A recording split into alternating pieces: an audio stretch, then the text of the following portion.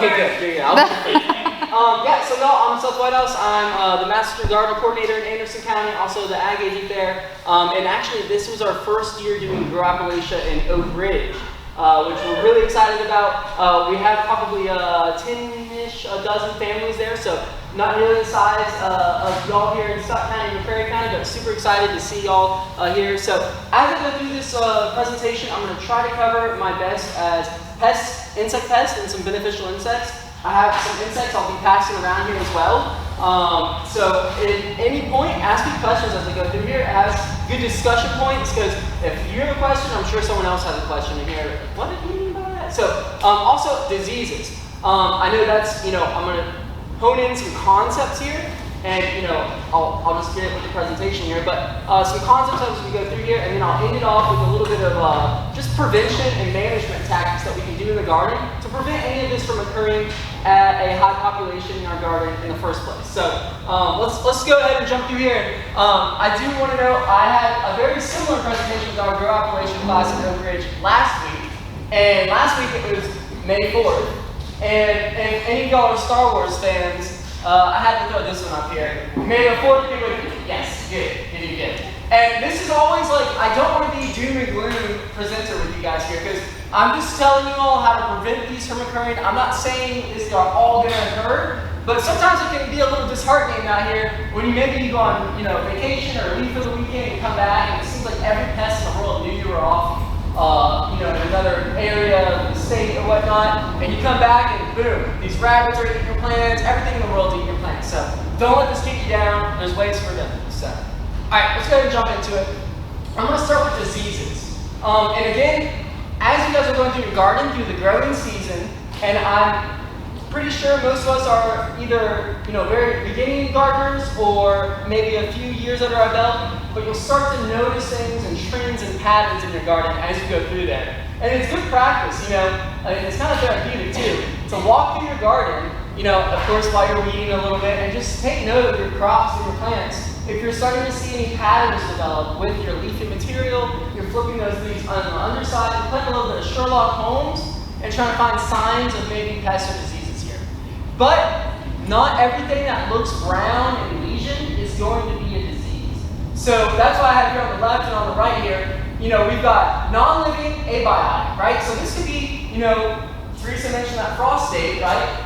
If you had a frost event that maybe snapped some of our plants back, it might look like a disease, but that will look a lot different with that brown lesions here. We'll get into that. Drought, maybe we're not watering enough. Nutrient imbalance. Of course, we've got to get that soil test if we can figure out if there's a nutrient imbalance. So I just want to differentiate that. We need to separate the living and the non-living when it comes to what we're looking at in the garden. It could just be an environmental distress, or it could be a disease. So with diseases, I got to throw the disease triangle here. I spent a whole semester on this disease triangle just about. So all three of these things have to occur for disease to happen. And that first one is the pathogen. The pathogen is out in the environment, whether we like it or not, right? But it's got to have a specific host, and a lot of times that host may not be our tomato plants, right? And again, I'll have a resource for y'all later on about maybe some potential host species like a tomato, that different cultivars that might be able to be resistant to some of these pathogens. And then of course the environment. We've got quite a humid environment here if you're not familiar with East Tennessee yet, or maybe you just moved here, or maybe you're not familiar yet. Yeah, walk outside, you'll sweat a little bit. That's the humidity. And if all three of these things come together, we've got a disease. But if we can remove one of those and maybe have a cultivar that might be resistant to that pathogen, we disrupt that triangle and we will not allow that disease to occur. So think about this as I go through here. That's that list that I'll have as a reference later on as well about growing tomatoes. It's an extension publication. It's got tons of different cultivars that we can grow. If you're starting to develop early blight or maybe vermiculum wilts throughout your tomatoes, and year after year you're fighting that, we can recommend certain cultivars that might be able to be resistant for you there. And usually it's the heirlooms that are pretty susceptible, meaning they're probably going to be hit with those pathogens at one time or another. And that's where these hybrid cultivars might do a little bit better job there. Absolutely love the heirloom seeds though, they're delicious, but we can't discredit those hybrids. So let's jump into those pathogens here. So there's 4 main types of pathogens, just to get this all together. We've got nematodes, we've got fungi, we've got bacteria, and we've got viruses. So 4 different potential plant pathogens here. Of course, we're not going to know all, every single one of them. There's 10,000 different types of fungi pathogens, pathogens that can attack our host species of vegetable crops, but 100,000 different types of species. So in no way are you all going to know every single pathogen after my presentation today, but we can prevent some of these signs from occurring. So let's jump into these fungi right quick. So these guys have a pretty hardened cell wall, so they can be a little bit difficult to treat if we develop some of these diseases. And when it comes to diseases and managing these, if you see it, spraying after the fact is only a revenge spray. You're just wasting money out of your pocket.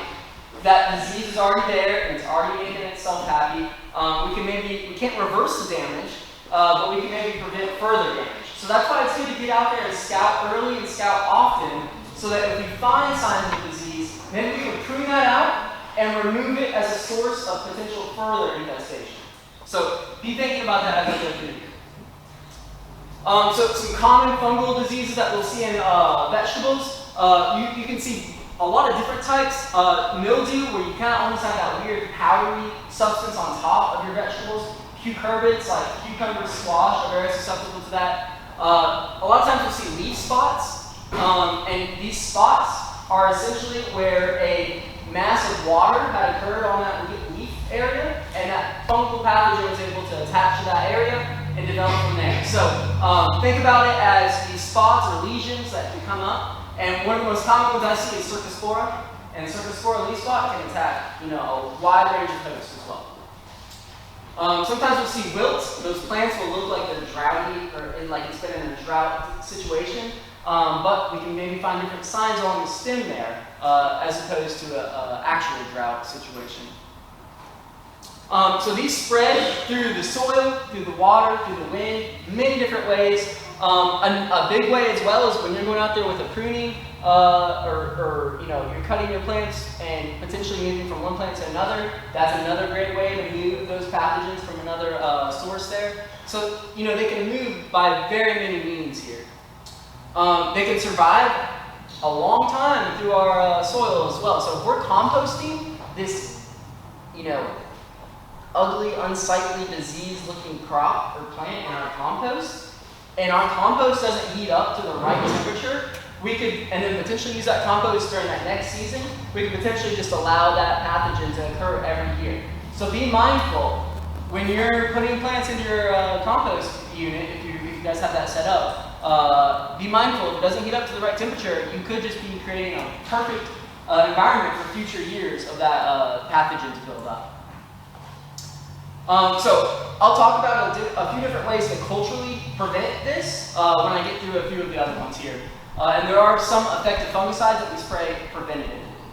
So year after year after year, you're fighting the same pathogen. We can spray preventatively before a wet, rainy period, which we're about to get into in the next week here. But crop rotation, I had to crop rotate this year, and I'm no longer growing cucurbits this year. And we're suffering because of that. We just have to take off because of that. Because I kept getting the same pests and diseases building up. And if we can disrupt that life cycle, that's how we can prevent it for the future year. We'll get back to this though. In this picture, I like to show this. It almost looks like a jungle of tomato leaves in here, right?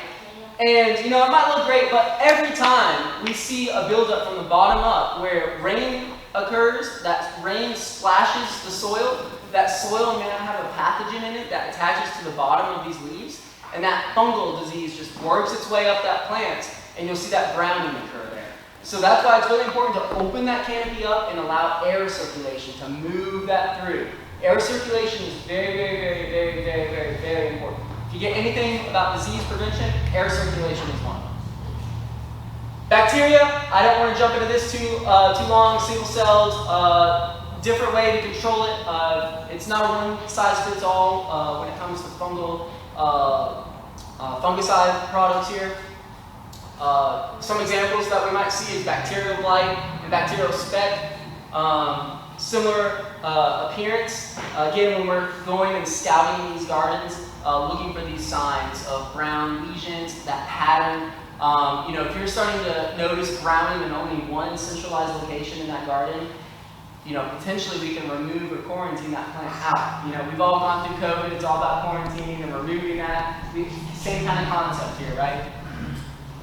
All right, another example here of that wilts that we might see. And again, we can just remove this plant. That might be a source of infection for other plants here.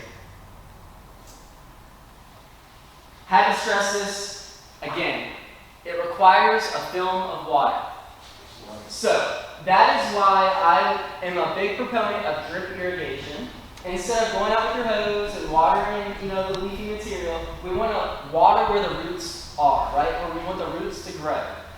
So that's always, you might think that's elementary, a little beginner there, but be thinking about that when you're going out and watering your garden.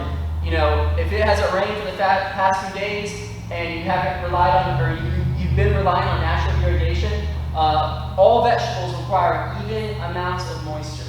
That uneven amount of moisture is what causes, if anyone's ever had the blossom end rot of a tomato, that's usually caused, of course calcium as well, but usually caused by uneven levels of moisture. If your tomatoes are cracking, that's probably because uneven amounts of moisture. That plant's sending all that moisture into that fruit, and wait a minute, oh, now it doesn't have any moisture, we're going to have a problem here.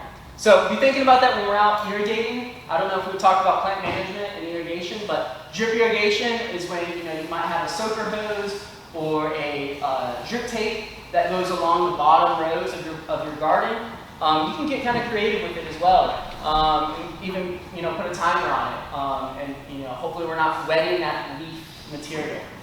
Another thing, I know I've been talking about watering plants a lot. It's supposed to be pests and diseases. Water in the morning, if you are going to do that hose method, and your hose is too far away, and you're just shooting to reach your garden, right? Site selection on that one. Water in the morning, because that morning sun will dry off the plant material, right? And that's where that disease is going to come, right? So if we're watering at 4 o'clock, 5 o'clock, 6 o'clock, right after work, that water might not have time to dry off that leafy material, and that disease has more time to potentially accumulate on that plant there. Any natural openings, or maybe where uneven pruning event had occurred, I never recommend pruning before a rain event. If you prune tomatoes, or snip your blackberry, top your blackberries in the summer to promote that lateral branching, any sort of pruning, whether you're talking blueberries or whatever, if you do it before a rain event, that natural opening is a perfect place for that bacterial infection to occur. They can also be spread by insects. We'll get to insects later. Similar way of controlling and preventing with crop rotation, sanitation. We'll jump into that a little bit more too.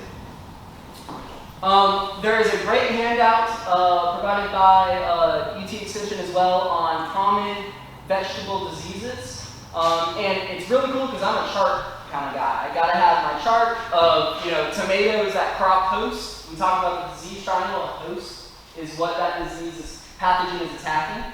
So that host is a tomato, and that disease, or that pathogen, we've got blossom end right here, we've got early blight, we've got fusarium wilt here, septoria leaf spot. It gives you potential examples of what those major symptoms are. We've got dark leaf spots that may develop in the centers, and then potential control methods here. So use resistant varieties. There is no fungicide product to use for fusarium wilt. Just use resistant varieties, right? And so I'll talk about it more as well if you are starting to develop diseases year after year. You can always collect those plants, and we can send them off to our lab and get exactly what that disease is. Because it can be difficult getting under a microscope and figuring out what type of disease it is. I'm not a mycologist, I'm an entomologist. Viruses, another one here. Not a living organism technically. These are mostly spread by insects, where that insect feeding had occurred. So if we think of aphids, right? Harmless little insects that you can see sucking your plants there, and they're all tiny, they're so easy to kill. But they're easy to kill, but they're kind of like, when I was a kid, my mom would get so mad at me for backwashing in my drinks and everything, where, you know, and that's what these aphids are doing. They're drinking out of their straw, the plant material, and then they're going to the next plant, and potentially moving that virus from that plant to this plant.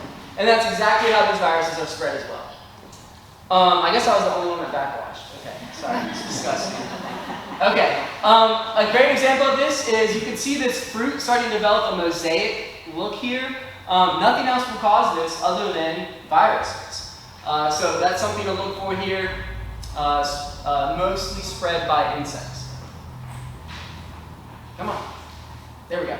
I like this representation, bear with me here. So remember when I was talking about going out in your garden and playing a little bit of Sherlock Holmes, and you might see a leaf spot occur, right? So let's say we're out in our garden and we see a leaf spot occur, and let's just say it's a leaf spot on my tomato here. Okay, well, if I leave that leaf spot, it's just going to grow, and potentially that pathogen's going to move on that plant and keep spreading, right? That's where I should have been scouting early and just cut that plant off, prune that plant off before rain, or not before rain, but you know, before humid condition here. Prune that plant off, and don't drop it on the plant on the ground in the garden. Remove it, throw it in the trash, burn it, do whatever you want with it. Just don't let it be a potential source of infection for future. Because if not, it's going to keep spreading and potentially cause yield loss, and we're not going to have a happy crop here. Also, we save money on a potential fungicide spray, because not every time you see something doesn't mean you have to spray. And we'll talk about that. Now, a virus is a little bit different. Let's say an insect had been feeding on this leafy material, and you're starting to see kind of a brown lesion develop in that area as well. Well, that's all happening within the stomatas of the cell, and actually works through and is translocated into the roots and works through the entire part of the plant. And that's how those fruits start to develop that mosaic look. Pretty cool. Pretty cool. Not cool if you want good crops, though. Okay, we're getting to the end here on diseases. I haven't seen any hands go up, but please, guys, stop me if you have any specific questions. I do want to mention our seeds. Of course, you guys are providing seeds for this as well, but sometimes, those could potentially be, if sourced from an unreputable source, could be potentially started off with a disease, potentially. We see that occasionally, and just keep scouting there. Let's see here. Management tables here. We've got some potential organic fungicide products that we could incorporate to use, but mechanical is the way to go. Remove that source, prevention, open the air circulation, and improve those areas. And I'll hash that a little bit more here soon. So when it comes to general disease diagnosis here, play some Sherlock Holmes, take pictures. We can send those plants to our UT lab and diagnose exactly what those are and give you a treatment option there. Only really want to go that route if it really is starting to become an issue year after year after year. And I do want to hash here patterns. Again, environmental stress, you're not going to see much patterns, right? But these diseases, it usually starts with one potential individual plant, and then just works its way from there, right? Environmental distress, you might see it across the whole field, or whole garden plot. All right, let's jump into insects here. I'm trying to stay on time here, but any questions about diseases, and I will talk about air circulation again, because it kind of plays in with this. Yes, sir? I have one question. Yeah. You had the first leaf, and then you noticed a spot on it. Do you just cut the leaf, or do you cut the whole plant? If you can cut it back to the node, because if it's a virus, it's going to be translocated through the potential plant there. So I like to do that, but I'm not saying go out and prune every little spot that you see in your plant garden, right? Because it could just be a simple, tiny leaf feeding, or maybe a little nutrient deficiency that might be developed on the leaf margins on the outside of the leaf. But to his point, his question, not just the leaf. If it's a tomato plant, just cut it back to the node of that node. Yep, exactly. Yep. Of the next one down, right? So, main central leader here, back to that central leader. Okay. Yep. Yes, sir. When your plants are just coming up, inch, 2 inches, 3 inches, Is there something that you can spray on or mix in to kind of knock this stuff out before it gets started? I Before you wouldn't- start planting or anything? Good question. So I wouldn't recommend it at this point if you're growing, hundreds of tomatoes and for example, corn. If you are growing corn in a field, you almost have to have a fungicide product at a certain stage of that corn before it gets to its next stage to prevent that fungal pathogen from occurring. But as a backyard gardener, that is not a good recommendation because it's not cost effective and there's other means to prevent that. So good question. Yep. Question? Awesome. All right, I'm gonna jump into insects here, and I do have some I'm gonna pass around here when we start to talk about beneficial insects. But let's talk about bugs. I love throwing this point out here as an entomologist, someone that studies insects, really passionate about it. You all as gardeners should also be a little bit of entomologists here because there are 400,000 species of plants, and there are over 1 million species of insects. So they've co-evolved together, which is super cool to think about. And unfortunately, less than 1% of those are pests that have co-evolved to consume our crops that we want to consume. So that's what it's all about, is managing these pests as best we can. Pretty cool to think of that evolution there, over 350 million years old. Really cool. Every 1.4 billion total insects for every single one of you. That is crazy to think. So let's jump into it here. When we're talking about insects, the main thing I want you guys to focus on is to acknowledge that there are multiple ways that an insect can damage a plant.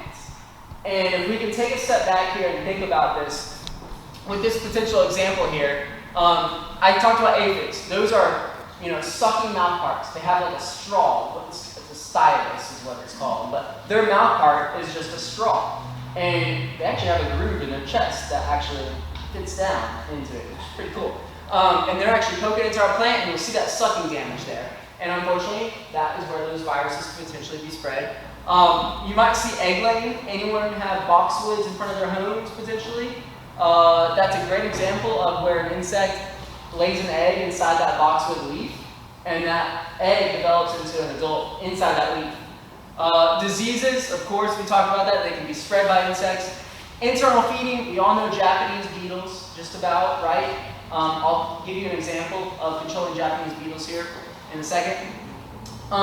Chewing mouth parts, these are mostly beetles that are actually have mandibles that are fit for chewing these insects. So when you're out scouting your crops, you might just see a whole piece of that leaf just punched out, right? Like almost like someone came like a hole punch in there. Leafcutter bees are very beneficial, which they have those mandibles that cut out a circle, and that's a beneficial insect that would potentially do that. But many pests also chew that leaf material. Japanese beetles are a great example when they're adults. You'll walk up to your plant and you'll see those little green iridescent guys all together, just completely skeletize that leaf right there. Yeah, and then really cool too, on some of our oaks, some of these insects will create galls, which is a plant response, and they're kind of like a warty looking thing on a leafy material. Not something we really talk about in the garden setting now. So it's all about, when we're talking about insects, it's all about their mouth parts. All about their mouth parts here. So 2 years ago, this was something, something that got sent to us in Extension. There was all these calls about, of course, you guys manage your lawns as well. I'm going to take a little side tangent here as an example. So we kept getting all these calls about these lawns that had this disease that was like almost like a wave making its way within a week or so, a few days, and the entire lawn was brown. And that pattern is what I think of diseases. It's spreading, right? But when we started to do transects and get out there and actually see what was going on, it was actually these little things called fall armyworms. And they love eating grass species, which also includes corn. So corn is another one that you might see some window pane or some skeletized leaves that could be eaten by these caterpillars of fall armyworm, but also on our grass species here in the turf area. So something to think about when we're thinking of patterns as well, is that these insects can show patterns too. Japanese beetles, I talked about this. I use that word revenge spray because when you guys are killing the adults, it's almost like a revenge just to feel good. And I don't blame you. Like, I hate these guys. Like, no matter what you do.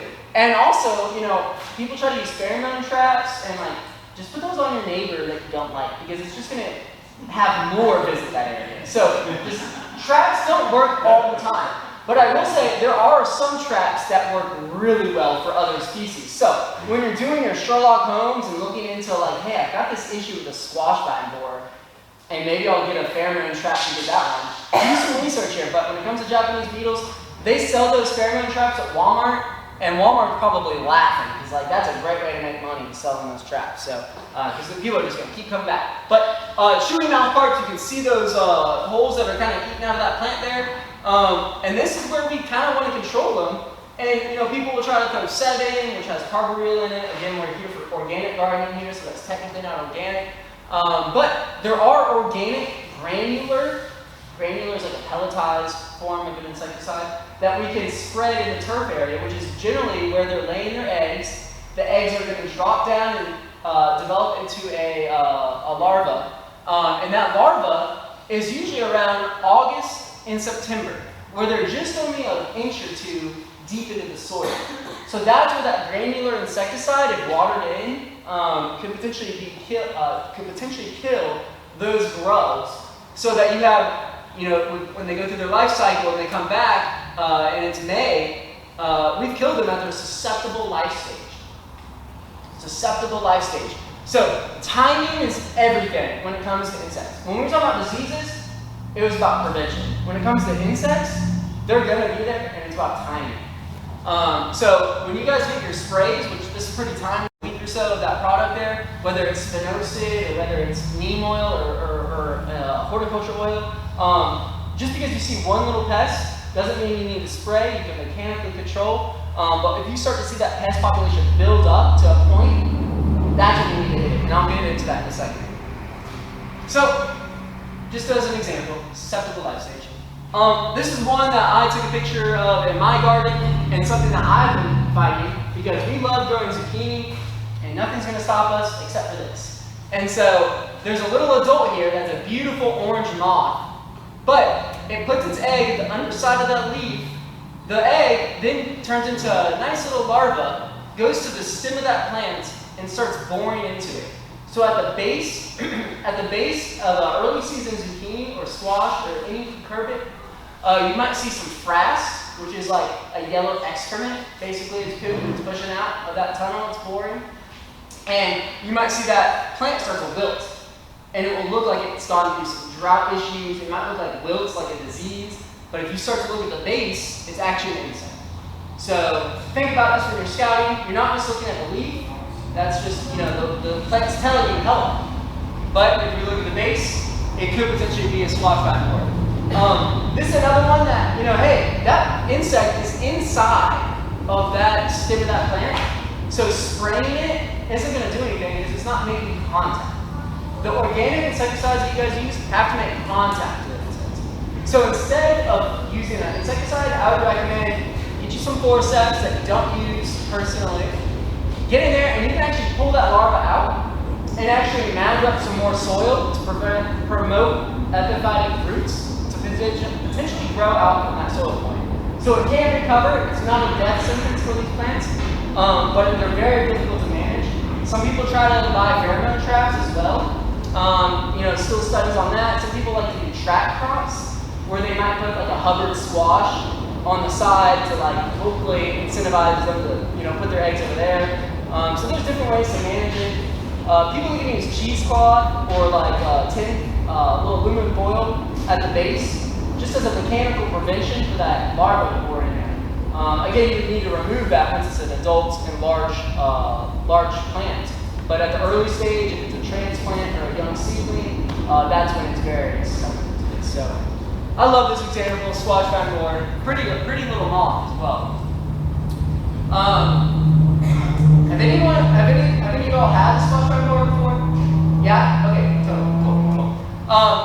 They're not a winter person. So again, if you put them in your compost, And they had eggs and larvae that had made it to an adult and succeeded in their life cycle. Got by you as the gardener, and you throw them in the compost, they're gonna love you for it because they get to come back next year, right? So be mindful of what we're throwing in that compost again. End of season cleanup, burn it if it looks any sort of cankerous or feeding or black spots, throw it in the trash. But if it's a nice clean plant, we can throw it in the compost here. So again, not all bugs are bad. So I said less than 1% of insects are actually considered pests, whether they're in our homes, in our gardens. And so I'm going to pass around examples. I know it's a little dark, bear with me here. On the top row, there's about 6 beneficial insects that I'll be talking about as well. So if you see these in your garden, let them be, right? Then on the bottom, I have an example of an adult squash vine borer here, and a Japanese beetle. I got a harlequin beetle, some other pests that we might think of. Early season-wise, that flea beetle, something that we're going to see is that chewy mouth part. We're going to see those develop very early on in our gardens as well. So take a look at these as well, just as some examples. And yeah, good idea, get that fleshed out. So there are 3 types of beneficial insects. And the first one I want to talk about is a predator. So, we're all watching Nat Geo or whatever with David Attenborough, and, he talks about like the lion and the gazelle or whatever species. That's the predator and the prey, right? So here we've got a praying mantis eating a grasshopper. And that predator is going to eat our pests in the garden, so those pests don't eat our crops. That's essentially all that is. Parasitoids are pretty cool. I like to think of the movie Alien vs. Predator. Have y'all ever seen that movie? So there's a host, and this point, that host is this poor little caterpillar, but a parasitoid, and there is an example parasitoid in this box as well, that has its ovipositor, which lays its egg. Ovipositor is also like what a bee would sting you with or lay its eggs. It will lay its egg inside that caterpillar, and that egg will develop into a larva and eventually kill that pest. And then pollinators. We don't have to hash that one too much. So, pollinators. There are over 4,000 species of native bees. Pretty cool. I think there's over 500 native bees in the state of Tennessee specifically. So, even if you can't keep bees, or maybe you have a neighbor that keeps bees, something to note is like you can still help out by promoting these native bees as well. These native bees were, I'll give you an example. The squash bee is what Native Americans used to help pollinate their squash before the honeybee became domesticated in North America. Because after all, the honeybee is from Europe. It's the European honeybee, which is Apis mellifera, which is only one species. So there's, 3,099 other species. I'll talk about how to promote them as well. Parasitic wasp, I'm just going to show you guys an example. A lot of times you won't see the wasp flying around. You're going to see signs of that wasp. And what I mean by that is like aphids, you'll see like a skeletized mummy is what they call it. And this mummy is a leftover insect after it had been parasitized here. So we know they're in our garden. I took this picture actually a few years at a local community garden done by the Big South Fork Master Gardeners. And so we've got here some cherry tomatoes. I think this was sunspot tomatoes here. And again, maybe we should have pruned a little bit more. Air circulation doesn't look too good in here. But if you look really closely, we've got a tobacco hornworm here. And we've got all these eggs that are, they're called ectoparasitoids when they lay their egg on the outside of the caterpillars. And so all these eggs are on the outside. So I had a decision as a gardener. Do I just go ahead and kill that pest, even though it's got all the eggs? Or do I let the eggs develop through its life cycle to potentially help my garden in the long term? And so we leave it to go, and we've got all these little adult parasitoids that are going to come out of this caps of those eggs. And eventually, a few days later here, you can see that same caterpillar is dead. So it's really cool to see how we have these natural beneficial insects in our garden. And when we spray insecticides, we can potentially have non-target effects and kill the beneficial ones as well. Some parasitoids, of course you guys know lady beetles. There's like 250 different species of coccinella, which are lady eels. Not all of them, are the same, but generally speaking, most of them are beneficial. Of course, we have the ones that are pests in our homes as well, but they do eat our pests in the garden. And so, we might think they look cute, calm, and peaceful, and you might see like cute little beanie babies of ladybugs, but really they're meat-eating machines. And they're going through here eating all of our pests, which is pretty cool. Another meat-eating machine is a serpent fly. So as an adult, they kind of look like a wasp, or like a bee, but they're in the fly family, which is Diptera, and they have reduced hind wings, so it almost looks like they only have 2 wings. Because all insects have 2 pairs of wings or 4 wings. So they do a little bit of pollination as an adult, but as a larva, they actually go up to their prey like an aphid, and they snap that leg off and actually eat that aphid from that leg hole they just snapped off, which is pretty dramatic, pretty savage. So these guys are great predators in our garden. I got an example of a robber fly in there. Really easy to identify. It's kind of got like a bearded appearance. Again, they're in the fly family, so they might only look like they have 2 wings. A lot of people mistake them for dragonflies. Dragonflies are definitely going to have those 4 wings as well.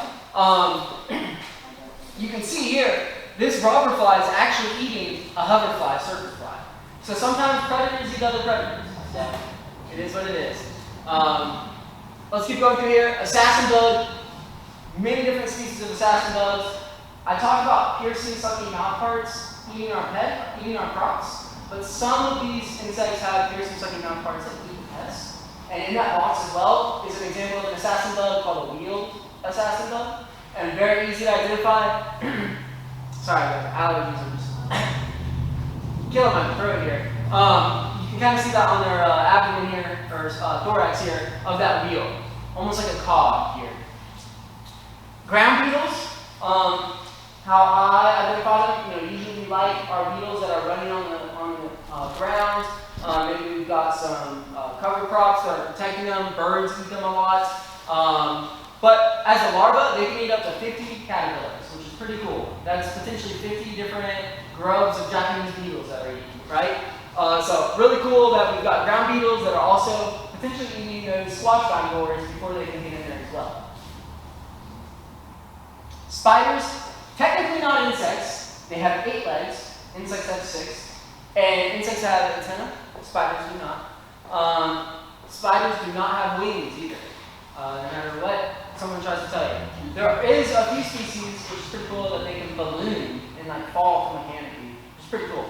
But anyway, spiders are great because they are generalists, meaning they can eat a wide range of hosts, a wide range of pests and prey. They can ambush their prey, they can sit and wait with their web, but jumping spiders, they don't make webs. They actually have to actively hunt their prey. So if you see spiders in your garden, we're doing good, right? So there's only 2 spiders that we really need to be worried about, and they don't want anything to do with you or the garden. They want to be hidden in your back 40, in a cellar, and under some firewood. Like, they do not want to be near your garden. And that's the black widow and the brown recluse. Black widow, don't flip it over, but on its little belly here, you're going to see an hourglass here that's red. And then on the brown recluse, looking down on its top side of its head here, cephalothorax, you're going to see a violin shape here.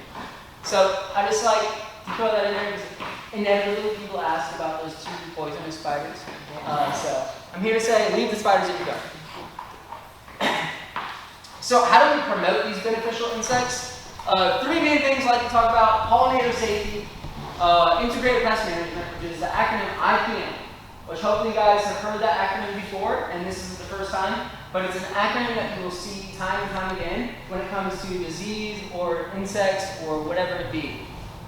And then a little bit of flowering plants to help as well with pollination, because pollination does actually increase our yield of our crops. Blueberries, there's been studies on blueberries. The more pollination events that occur on blueberries, the more yield we get, the better flavor profile. The list goes on here. So pollinator safety all comes down to lowering this risk, which is toxicity times exposure. So what does that mean? Exposure.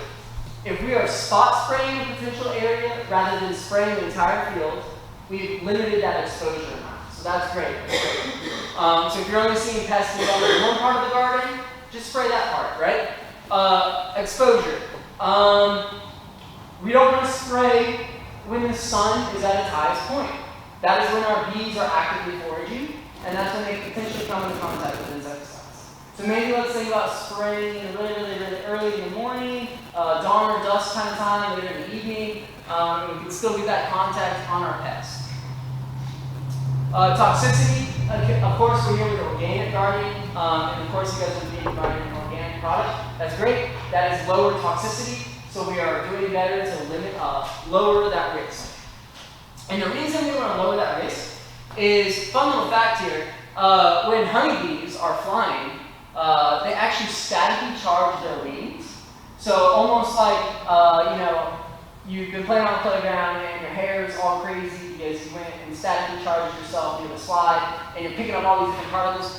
Kind of similar concept in that these bees are flying and potentially statically charging their wings and their body and potentially picking up these insecticides. Of course, bees have to drink water as well, so any runoff of this insecticide, those bees can be consuming. And honeybees are unique in that they actually will go back to their hive of thousands of different individuals and can potentially spread it there. Native bees are mostly solitary, so you're not going to have that as much with the native bees. So another triangle, this is the last triangle I'm going to mention here, but it all starts at the bottom here. And that's cultural methods and integrated pest management, IPM. So what does that mean by cultural? I've mentioned a few cultural methods about, using forceps to get that squash vine borer out. I've mentioned, using resistant cultivars of those tomatoes. There's so many different ways that we can culturally prevent these pest populations. Crop rotation. We're actually sitting down with the blueprint of our garden and we're moving our vegetable crops, crop rotating. Maybe we're taking a whole year off on concurrents because we keep getting the same pests, right? Site selection as well. It goes a long way. Plant hardiness, vegetables need, 8 hours of sunlight here. If we've set them up for failure, if we planted them under a black walnut tree, we're just going to have problem after problem after problem. And we can talk about what I meant by black walnut later. Physical, mechanical, I talked about like cheesecloth or aluminum foil at that barrier there. When it comes to, birds and deer, voles, moles, physical barriers to potentially fence around our area. Biological, we've got these in the natural environment, they're already eating our pests. Let those build up before we think about spraying. That's what we mean here by this IPM triangle here. Another example of this cultural control. I'm not sure what the organic insecticide you guys are going to be receiving, but there are plenty on the market that do a great job at controlling our soft-bodied insects. Like spinosad is one of those. Trade name Monterey Garden Insect Spray here. Different pyrethrin. And again, here on this left column is the active ingredient, AI, which is usually a chart that shows you the percentage of it. And then on the middle column here is the trade name of what that product is. When you actually go to buy it and they scan a barcode, that's what it says 7, right? 7 in that big red font with carbaryl, active ingredient. So it's important to know that, read the label. Not every insecticide is going to do the same efficacy or efficiency of controlling different insects. So do some research here on, just about all of these can control aphids, but spinosad might not be the one for aphids here, right? So just a good example. Quick chart here. I talked about, finding that right balance, that right time to spray. So work with me here on this graph here. So we've got the number of pests on our y-axis here. And on our x-axis is time. So let's just say early in the season, we've got, only one little critter on our plants, right? We can control that, we can squish them. But inevitably, that population is going to build as the season continues, right? So here's where we have to come to this point of control, which is ET. Not the movie ET, but economic threshold. Economic threshold is the point where we actually want to go ahead and spray. So, if we are talking about, I'm just going to go back to that fall armyworm thing, when we would go train insects and going out there and actually counting how many insects were in this area, it was up to 3, we were spraying. We were spraying, right? So know that every population that builds up, if you're just seeing 1 or 2 aphids, not a good time, right? But if it's the whole stem right there, yes, we want to do that before the population gets out of control and we lose crop yield, and we want to drop that pest population back down. So, if anyone ever says like, I've never had pests or, never had to do anything like that, they're in that environment. You've just done a good job at limiting their population from going out of control, right? Maybe there's beneficial insects there that are helping to keep that population down. So at no point will integrated pest management prevent all pests. Because if we have no pests, we have no beneficial insects, and the cycle continues, right? So scout early and scout often. Flowering plants, when it comes to this, you can brag all you want about, you've got all these flowers, but be thinking about the bloom period of your flowers, right? So we need something early in the season and we need something late in the season. So be mindful of that when we're developing our plan. If you guys get into a pollinator garden, that we're not just having everything bloom in June, right? Those bees have plenty of resources in June, but if we can think about something maybe later in the season, like goldenrod, maybe August or September to get that beneficial value there. And also, not all flowering plants are created equally, right? So usually small, relatively open flowers are great for insects. Those in like the carrot family, aster family, like buckwheat, some of those cover crops like clover, really, really, really good for our beneficial insects here. This actually reminded me too.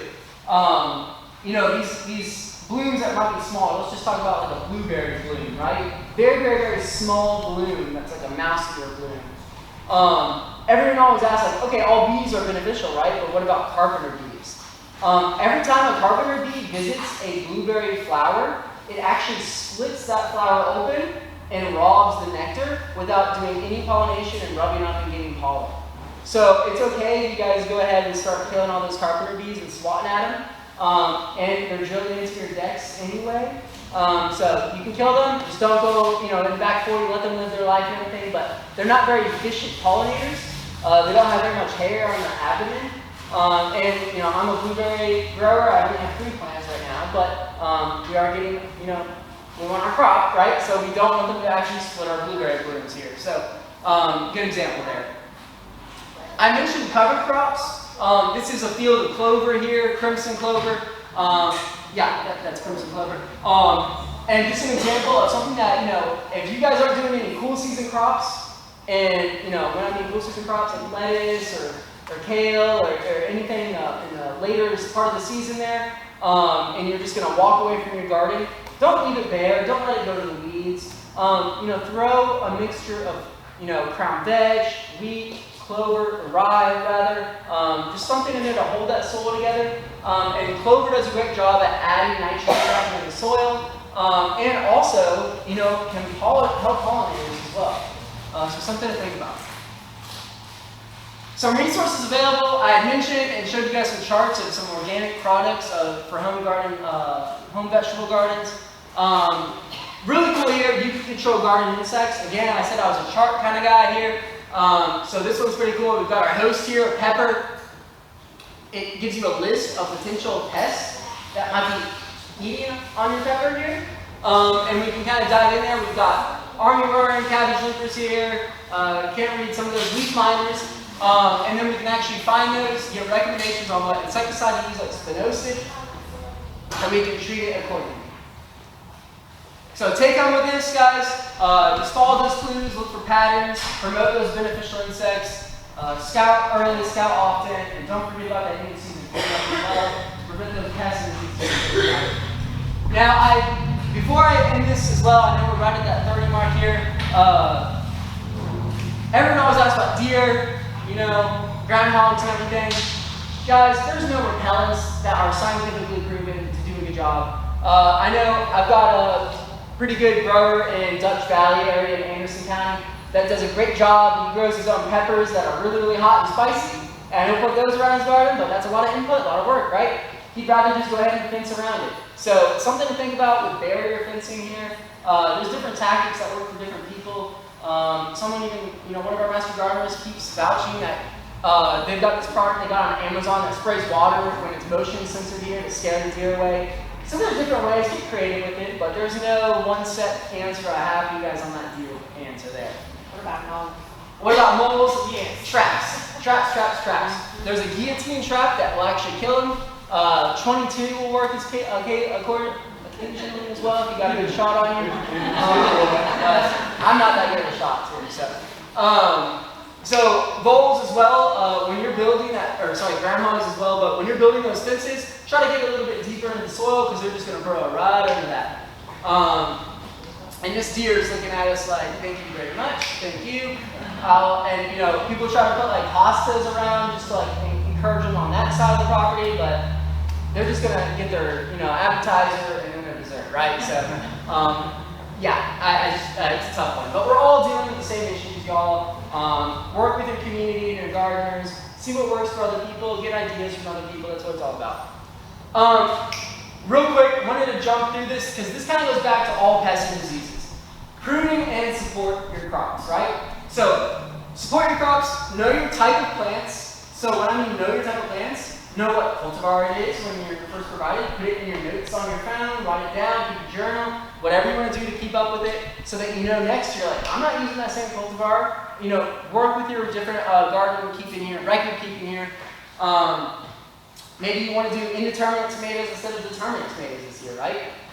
Just an example there. Allow air circulation to prevent those pests and diseases from building up. So we talked about pruning and pinching on those tomatoes. I'll give you an example here. You've got, you know, your first flower of clusters here, this tomato here on an indeterminate tomato, meaning it's going to keep growing when you can tell it to, right? And allow it to. We're going to leave that sucker for energy to go to that plant, but the suckers at the bottom part here, we're going to remove those because they're just going to take energy. All the rain drop that comes here on the bottom is just going to attach here, and that disease can potentially spread out, right? So be thinking about this. Open up that canopy. Allow sunlight to move. Allow sunlight and allow air to move through that canopy. And it's really about the tomatoes because I'll go on visits. I'll look at a demonstration garden, and those tomatoes are like, yeah, it's great, but like they're going through there in the jungle and like picking the tomatoes, guys. It's so much easier to harvest your tomatoes if it's nice and clean, air circulation can run through there.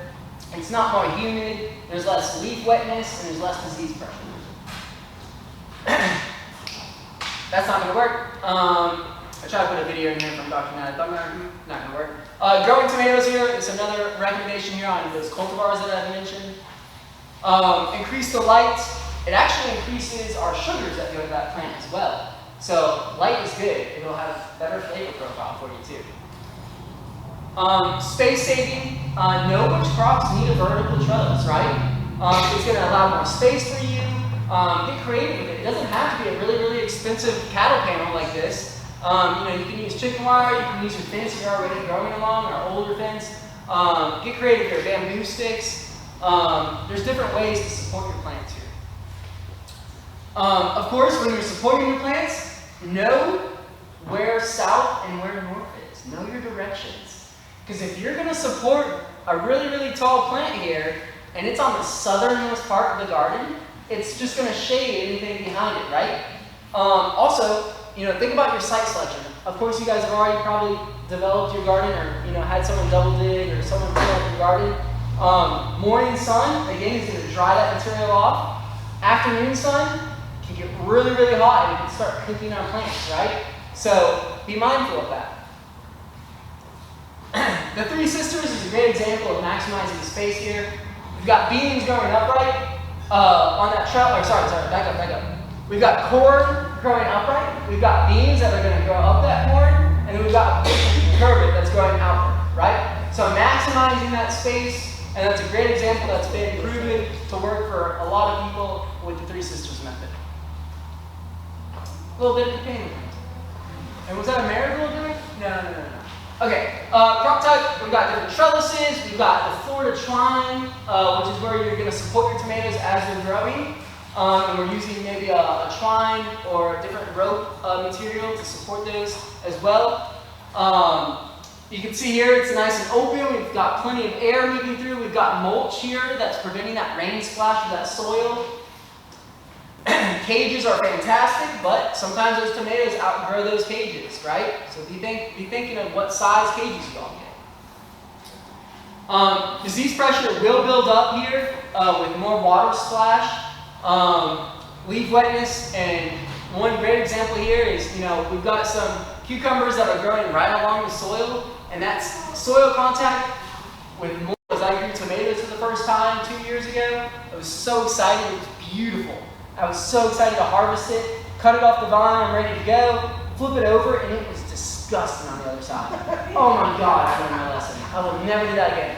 Put newspaper under that, support those fruits, right? You've worked so hard to get to that point, prevent that from occurring and going to rot like that. What do all these have in common? We've got a bra, we've got a hammock, we've got some shirts. What do all these have in common? They support, right? They support those melons. Yes, perfect. Use them. Get creative. Get creative with what you're using to support them. Whether it's your watermelons. I'm not saying, you have to do this every single time, but if you're starting to see that branch drooping over and the branch is going to snap off, you're not going to be able to harvest it. So be mindful of that. The vegetable garden plant management practices. Again, this is done by our statewide Master Garden Coordinator here, Dr. Natalie Baumgartner. She's a wealth of knowledge. She's got so many good resources here. And she's got examples of which plants need support and which ones necessarily do not. And the ones that definitely do are our pole beans, our tomatoes, and then also our vining cucumbers, watermelons, and winter squash as well. So with that, that's all I got. And I think that was exactly an hour actually. So yeah. I have a question. Yeah. On an oak tree, there's a small green, looks like an apple, but it's not. And if you open it up, it's got like a wasp in it. That is a gall. One wasp. What's that? A gall. G-A-L-L. Do you remember that chart? I was saying how different types of injuries to a plant.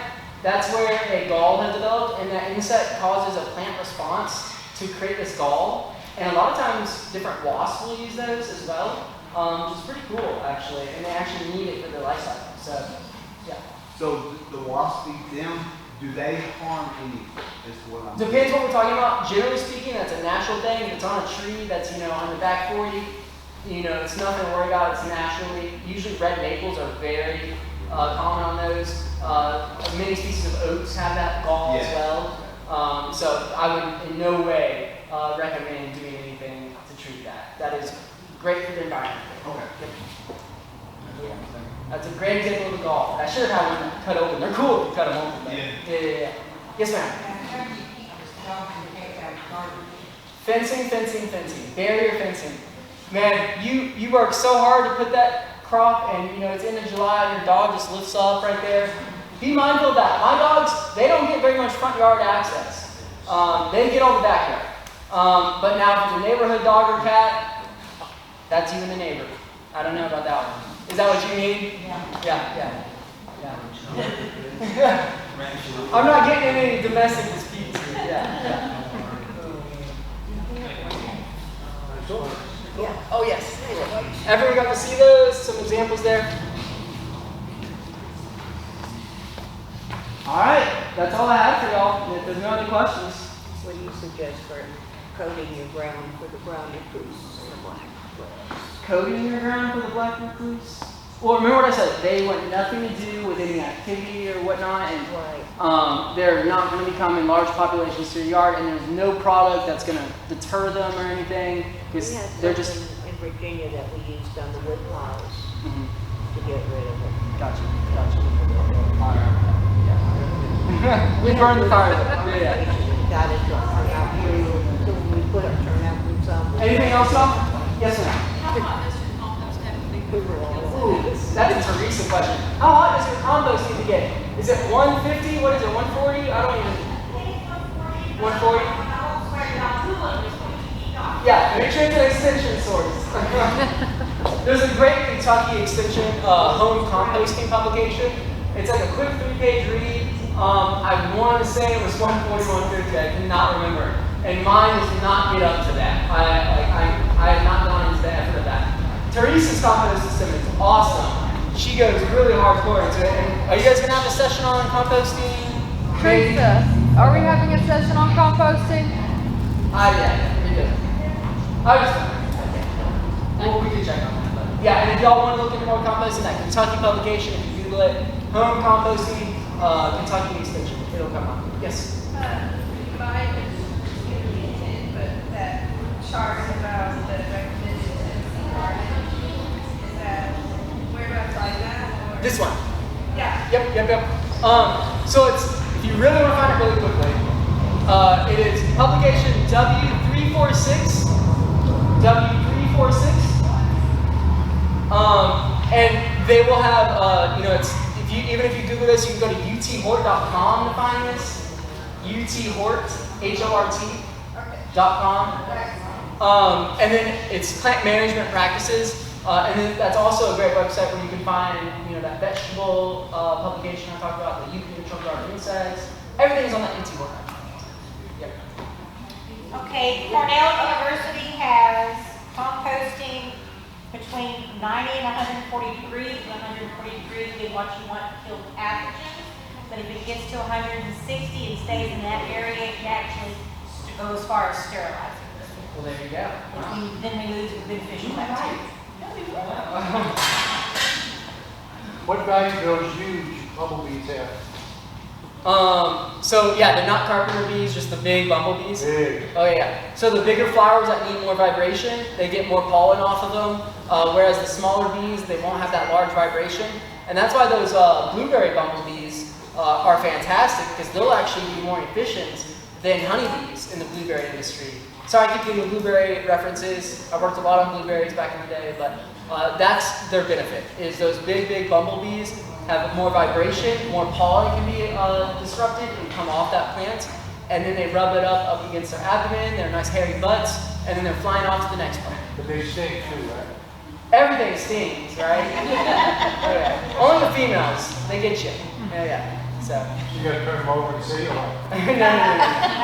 No see you. Yeah, exactly. The only bee I'll give you guys permission to kill is the carpenter.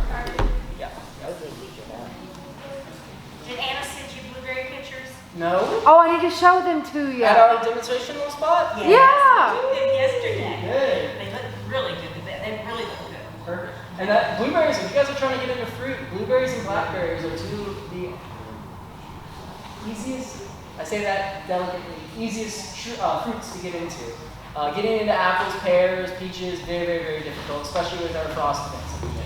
Our area, he educated all of us when he was here before, is really good for those blueberries. So we may have to come back Oh yeah. at some point and do blueberries maybe. Why they're so good is I was just in Big South Fork, right? And you're walking around, hiking around, they're growing naturally there, right? Very acidic soil, and they don't need a lot of nutrients.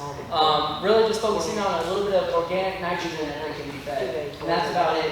When would be the best time in our area to plant blueberries? There's two great times to plant. You can do it in mid-March to mid-April, or you can do it in mid-September to mid-October. Some people prefer the fall planting because it allows the roots to work in.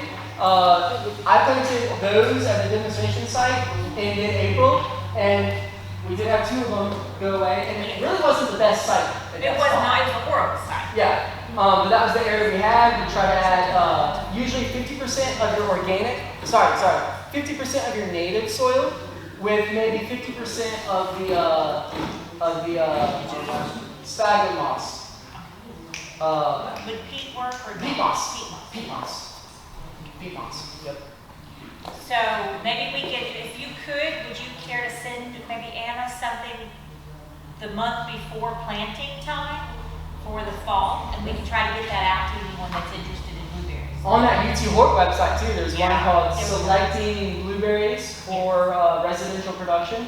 Generally speaking, there are two main types of blueberries to grow, rabbit eye and northern highbush. Rabbit eye is going to do the best for our residents because you don't need to worry about irrigation as much. Northern highbush, you should really worry about irrigation because they could die. We have copies of that in our office already. Instead, if we haven't run out, Stephanie can print you another if you want to stop by. I like that right there. I can't see it from my ears. Okay, you found it. You found it. Yeah. And you can also Google, plant management practices, UT extension, it'll come up. Different ways to do it. There is a publication website on our extension website too, so there are many ways to find this. Yeah, thank you. Cool. All right. Well, I'll turn it over to Teresa or.